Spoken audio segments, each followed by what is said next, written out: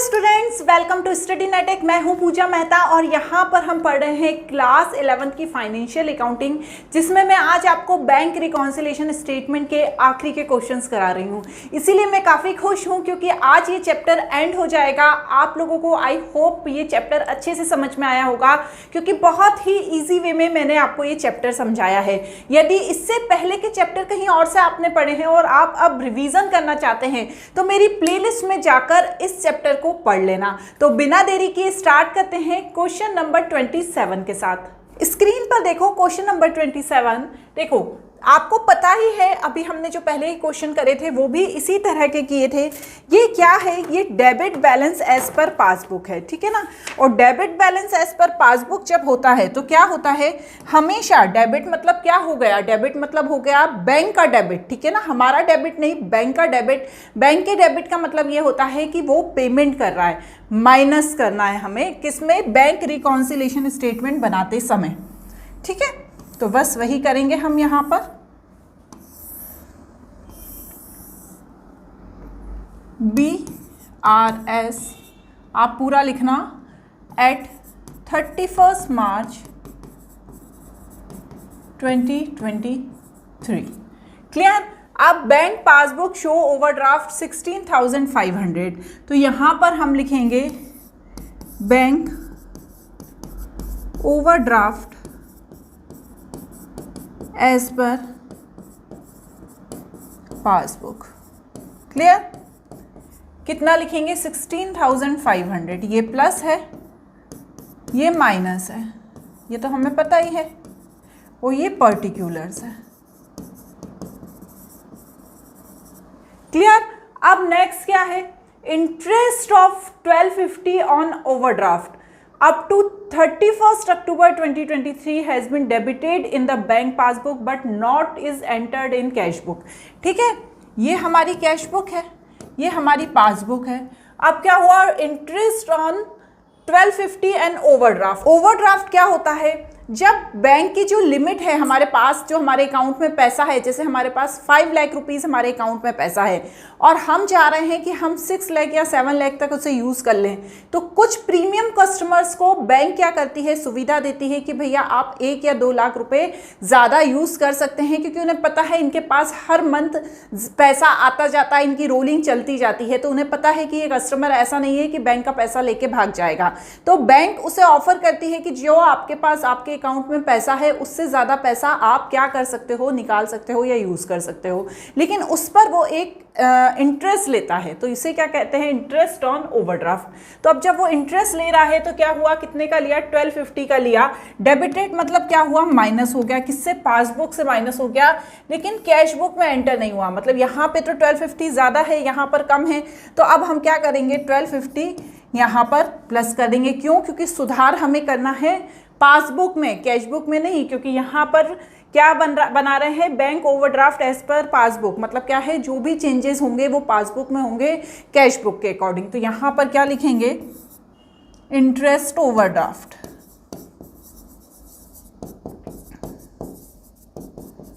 ठीक है। अब थर्ड है bank charges debited in the bank passbook 35। तो बैंक चार्जेस डेबिटेड मतलब माइनस हो गए, कितने, 35, लेकिन कैश बुक में पता ही नहीं चला, तो वहां पर कुछ नहीं हुआ, तो यहां पर हमें भी क्या करने पड़ेंगे, वापस ऐड करने पड़ेंगे bank charges. Clear. Question number fourth point देखो, cheque issued prior 31 October 2023 but not presented till that. ठीक है, तो यहां पर cheque issued but not presented.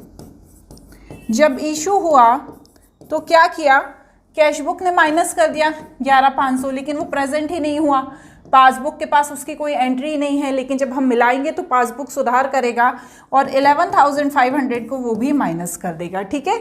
इसके बाद क्या है, cheque paid into bank before 31 October but not collected and credit up to date of 2500। मतलब जैसे ही चेक कलेक्शन के लिए गया तो यहाँ पर इन्होंने 2500 को प्लस कर दिया, लेकिन यहाँ पर ऐसा कुछ नहीं हुआ। तो अब क्या करेंगे, चेक डिपॉजिटेड, ठीक है, कितना 2500। समझ में आ रही है ना। जो चेंजेस हमें करने हैं वो पासबुक में करने हैं अकॉर्डिंग टू कैश बुक, ठीक है, बार बार आपको यही बताती जा रही हूँ। इसके बाद क्या है, last, interest on investment collected by the bank. हमने कोई इन्वेस्टमेंट किया होगा, उस पर इंटरेस्ट मिला, वो बैंक को मिल गया और क्रेडिट भी हो गया पासबुक में 1800 का, ठीक है। तो मतलब क्या हुआ, क्रेडिट हो गया मतलब प्लस हो गया, लेकिन कैश बुक को कुछ पता ही नहीं है तो उसने प्लस नहीं किया, तो हमें वापस 1800 क्या करने पड़ेंगे बच्चों, माइनस करने पड़ेंगे। इंटरेस्ट ऑन इन्वेस्टमेंट, समझ में आई ना बात। अब चलो करो, प्लस करो, 16,500 प्लस 11,500 प्लस 1800, तो यहाँ पर आया 29800, माइनस करो 1250 माइनस 35 माइनस 2500, तो यहाँ पर आया 26015। एक बार इसे हम अपनी बुक से मिला लेते हैं ताकि ऐसा ना हो कि गड़बड़ हो जाए। 26015 सही है, ठीक है ना। बैलेंस एज पर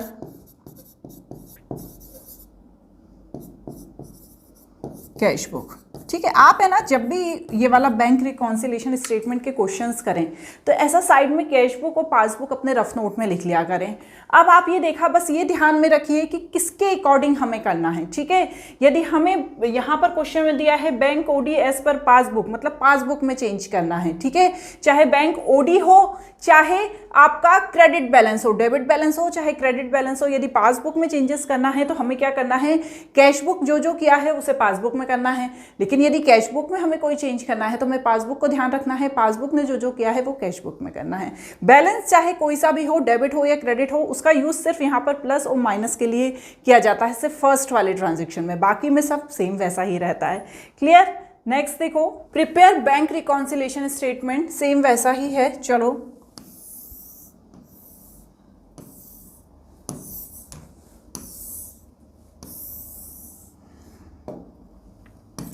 BRS एज एट, कौन सी डेट है, 31 मार्च 2024। बैलेंस एज पर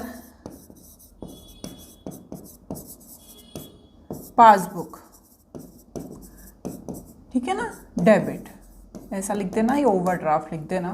कितना आएगा, 10,000।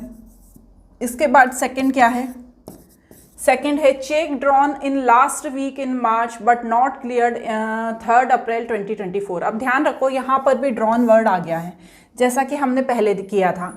यहाँ पर ये कैश बुक है, ये पासबुक है। इसने क्या किया, इसने एक चेक ड्रॉन किया लेकिन वो क्लियर नहीं हुआ 20,000 का। अब यहाँ पर ये कुछ भी नहीं दिया है कि ड्रॉन करने के बाद उसने कितना जमा किया, कितना क्लियर नहीं हुआ, तो हम यहाँ पर ड्रॉन को इशू ही मान के चलेंगे।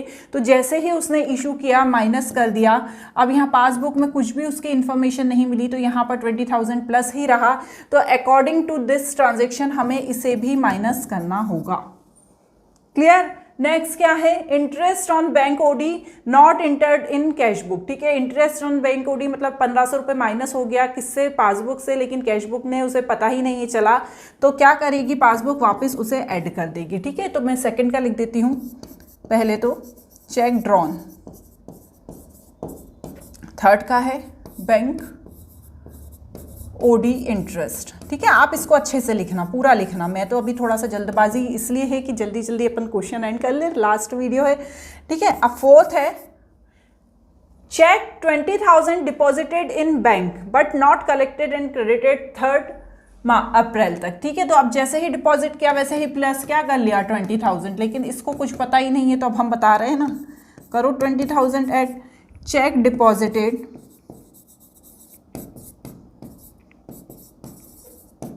ठीक है।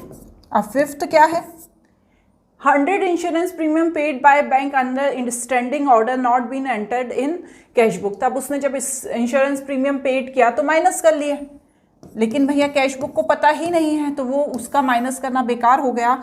इसे वापस करना पड़ेगा ऐड, क्योंकि मिलानी है पासबुक और cash book. Insurance premium. A draft of 10,000 favoring Atul and company was issued by bank, charging commission 200. However, in the cash book entry was passed by 10,000. तो देखो ध्यान से समझो, 10,000 रुपीज़ का क्या हुआ, 10,000 रुपीज़ का चेक इशू हुआ, ठीक है, किसको, अतुल एंड कंपनी को, तो माइनस 10,000 हो गए। लेकिन जो बैंक में जो एंट्री हुई वो किसकी हुई, 10,000 की इसकी हुई। साथ ही साथ क्या हुआ, जो 200 रुपये है बैंक ने चार्ज कर लिया कमीशन, तो 200 रुपये यहाँ पर भी कट गए, लेकिन इसकी जानकारी कैश बुक को नहीं है तो यहाँ पर नहीं कटे। तो अब ये जो 200 रुपये यहाँ पर माइनस हो गए हैं, इसे मुझे यहाँ पर वापस प्लस करना पड़ेगा, क्या नाम से, कमीशन। समझ में आ गया ना, क्योंकि बैंक ने डायरेक्टली कमीशन चार्ज कर लिया, ठीक है ना। तो क्या हुआ, उसके माइनस हो गए 200 रुपये, लेकिन यहाँ पर क्या हुआ, इसको पता नहीं चला कैश बुक को, तो उसके नहीं हुए। तो चलो अब इनका कैलकुलेशन करके देखो, ये 30,000 आ गया, 30,000 में से माइनस करो 1,500 minus 20,000 minus 300 means 8200। Balance as पर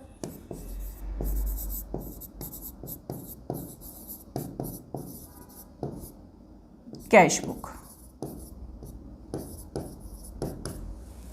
क्लियर। नेक्स्ट क्वेश्चन देखते हैं। आई होप अब तक तो आपको लास्ट के क्वेश्चंस हैं आ ही गए होंगे, सेम सभी क्वेश्चन एक जैसे हैं। बस यदि आपको ट्रिक आ गई कि कैसे करना है तो फिर आप जल्दी जल्दी कर लेंगे, ठीक है। चलो, balance as per passbook,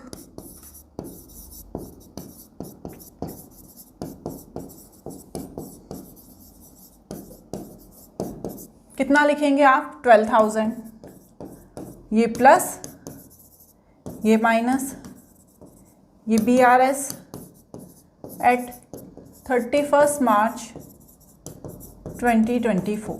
clear, ये तो ठीक ही है। अब यहाँ पर 30 मार्च को चेक इशू हुआ 70,000 का, लेकिन 3,000 सिर्फ कैश हुए, ठीक है।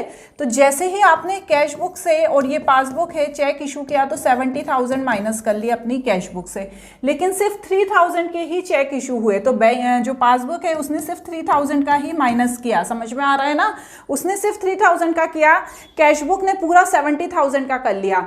अब यहाँ पर बैलेंस कितना आएगा, यहाँ पर बैलेंस आएगा 67,000, जो किसको, पासबुक को माइनस और करने पड़ेंगे। क्यों, क्योंकि उसे अकॉर्डिंग टू कैश बुक ही अपनी पासबुक में सुधार करना पड़ेगा। तो यदि कैश बुक ने पूरा 70,000 माइनस किया है तो वो पूरा 70,000 नहीं करेगी, क्योंकि ऑलरेडी वो 3,000 माइनस कर चुकी है। अब जो बचा हुआ 67,000 है वो क्या कर देगी, माइनस कर देगी। तो यहाँ पर 67,000 को हम क्या कर देंगे बच्चों, यहाँ पर 67,000 को हम माइनस कर देंगे। अब नेक्स्ट देखो बच्चों क्या कह रहा है,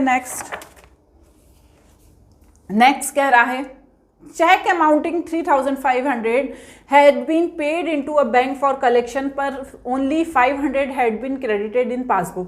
अब यहाँ पर जैसे ही 3,500 का बैंक कलेक्शन के लिए भेजा चेक, इसने ऐड कर लिया कैश बुक ने, लेकिन 500 रुपीज़ ही कलेक्ट हुआ। कितना कलेक्ट हुआ, 500 रुपीज़ ही कलेक्ट हुआ। यहाँ पर 3,500 है, यहाँ पर ओनली 500 ही कलेक्ट हुआ। तो अब इसे क्या करना पड़ेगा, 3,000 और प्लस करना पड़ेगा। तो यहाँ पर क्या लिखेंगे, 3,000 प्लस में, ये अभी मैं इसको जरा कर दूं, चेक इशूड, एंड सेकंड वाला क्या है, थर्ड वाला, चेक अमाउंट कलेक्टेड। क्लियर हो गया, 3,000।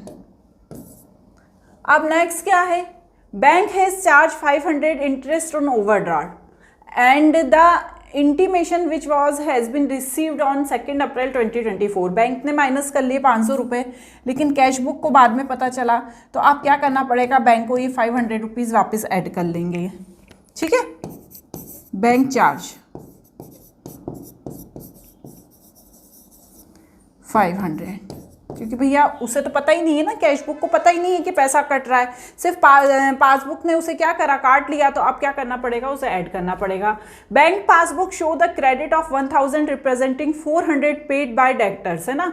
तो यहाँ पर ध्यान से सुनो, बैंक शो कर रहा है कि क्रेडिट हुए हैं 1000 रुपीज़, जिसमें से जो 400 है वो एक डेटर्स ने डायरेक्ट पेड कर दिए बैंक को, और जो 600 है वो डायरेक्टली बैंक को मिल गए किसी इन्वेस्टमेंट के, ठीक है। ये 1000 में से 400 डायरेक्ट मिल गए किसी रात कोई डेटर्स था उससे, और जो बाकी के 600 है वो किसी इन्वेस्टमेंट के मिल गए वापस, ठीक है। तो अब ये सब चीज़ें किसको नहीं पता है, जो राज है उसको नहीं पता है, उसकी कैश बुक में उसने कुछ भी एंट्री नहीं की। तो यहाँ पे तो क्या हो गया था, 1000 ऐड हो गया था क्योंकि ये सब पैसा आ गया था, लेकिन कैश बुक को मालूम नहीं है, तो वहाँ पर 1000 का बैलेंस कम ही आ रहा था। तो अब क्या करेंगे, यहाँ पर भी 1000 रुपीज़ माइनस कर देंगे, क्योंकि कैश बुक को पता नहीं है, उसने एंट्री नहीं की है, तो यहाँ पर ये भी एंट्री नहीं करेगा, उसको वो भी सोचेगा कि नहीं हमें भी नहीं पता, ठीक है। क्या लिखेंगे, बैंक पासबुक, आप जरा ढंग से लिखना, क्रेडिटेड, ठीक है। 6th क्या है, a cheque of 200 has been debited of bank column of cash book but are were not send to bank for all. देखो तो यहाँ पर क्या हुआ, जो बैंक कॉलम है, ठीक है, कैश बुक में 200 रुपीज़ की क्या हो गई, एंट्री हो गई, लेकिन बैंक ने नहीं किया। डेबिट करने का मतलब रिसीव होना, तो उसे ऐड हो गया, लेकिन बैंक के पास नहीं भेजा, तो अब बैंक अब ऐड कर लेगा। तो यहाँ पर 200 क्या करेंगे, ऐड कर देंगे, चेक डेबिटेड। क्लियर। तो चलो अब यहाँ पर इसको माइनस करते हैं।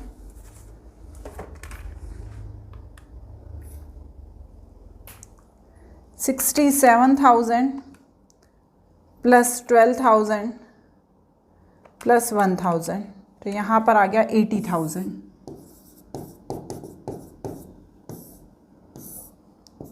ठीक है, माइनस 3,000 माइनस 700, तो यहाँ पर आ गया 76,300। एक बार अपन आंसर मिला लेते हैं, कितना है आंसर,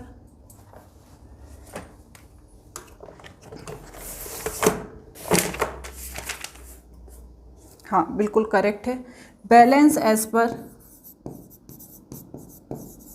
कैश बुक। क्लियर हो गया ना, इजी है। अब चलो, अब ये क्वेश्चन के बाद हम नेक्स्ट क्वेश्चन देखते हैं। ये हमारा लास्ट क्वेश्चन है, क्वेश्चन नंबर 30। चलो, बहुत छोटा सा वैसे ये क्वेश्चन है। देखो यहाँ पर ये जितनी भी चीज़ें हैं ये आप लिखना, ठीक है। अब मैं ये नहीं लिखूंगी। 1 2 3 4 5, ठीक है, ध्यान से समझो। ओडी का बैलेंस दिया है 16,500, ये तो हमें आता ही है। Cheque issue but not presented, issue किया तो यहाँ पर माइनस हो गया, तो यहाँ पर भी माइनस करना पड़ेगा, 8750। Cheque deposit but not collected, तो यहाँ पर भी प्लस करना पड़ेगा, ये तो अभी तक आपको याद हो गई होंगी। उसके बाद cheque recorded in cash book but not send to bank for collection, तो यहाँ पर क्या हुआ, चेक आपने जैसे ही रिकॉर्ड किया कैश बुक में तो प्लस कर दिया, लेकिन कलेक्शन के लिए नहीं भेजा, तो अब भैया इसको भी क्या करना पड़ेगा, 2000 प्लस करना पड़ेगा। Payment receive from customer directly by the bank, ठीक है। अब बैंक में डायरेक्टली 3500 रिसीव हो गया, हमें पता ही नहीं है, तो हम माइनस कर देंगे। इसके बाद क्या है, bank charge debited in passbook, bank ने 200 रुपये माइनस कर लिए, लेकिन हमें पता नहीं है, तो हम बैंक क्या करेगी, वापस ऐड कर लेगी। उसके बाद क्या है, permission of life policy of Sanjay paid by the bank of standing advice 1980, ठीक है। 1980 क्या है, अमाउंट है, ठीक है। तो यहाँ पर क्या हुआ, प्रीमियम पेड कर दिया संजय का बैंक ने, लेकिन हमें नहीं पता, तो वापस अब बैंक क्या करेगी, इसे ऐड कर लेगी। पहले माइनस किया था उसने, लेकिन कैश बुक में कुछ भी नहीं हुआ, तो उसे वापस ऐड करना पड़ेगा। अब bank had debited 3100 for payment, bank ने डेबिट किया वो पेमेंट के लिए electricity bill but not recorded in cash book, तो यहाँ पर जैसे ही उसने पेमेंट किया माइनस हुआ, लेकिन उसे पता नहीं चला, तो ये क्या करेंगे हम, 3100 वापस प्लस कर लेंगे। अब चलो, 16500 प्लस 8750 प्लस 3500, तो यहाँ पर आ गया 28750 माइनस 10500 माइनस 2200 माइनस 1980 माइनस 3100, 10970, बिल्कुल करेक्ट है, 10970। ये बहुत इजी था इसलिए मैंने कर दिया। सारे ये जो ट्रांजैक्शन है वो आप ही लिखना, ठीक है।